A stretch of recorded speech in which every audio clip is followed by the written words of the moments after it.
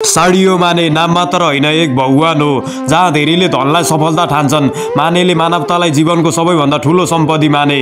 गरिब सङ्घर्ष अभावबाट उठेर विश्व फुटबलको चम्किलो मञ्चमा पुगेका उनले आफूमाथि होइन, सधैँ आफ्नो गाउँ स्कुलमाथि सोचिरहे। आज उनी करोडौँ कमाउन सक्ने स्टार हुन्, तर उनको जीवन सरल छ, हृदय विशाल छ। महँगो गाडी र विलासिता भन्दा उनलाई आफ्नो गाउँको बालबालिकाको भविष्य प्यारो छ। त्यही मायाले उनले स्कुलमा स्कुल बनाइदिए, जहाँ सपनाहरूले अक्षर चिन्न थाले। अस्पताल बनाइदिए, जहाँ गरिबहरूले उपचारका लागि सहर धाउनु परेन।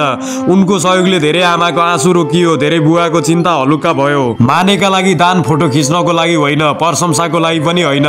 दान उनको स्वभाव हो, संस्कार हो। उनी दिन्छन् तर चिच्याउँदैनन्, उनी सहयोग गर्छन् तर घमण्ड कहिले गर्दैनन्। मैदानमा गोल गर्दा उनी जित्छन्, तर मैदान बाहिर जीवन जिताउँछन्।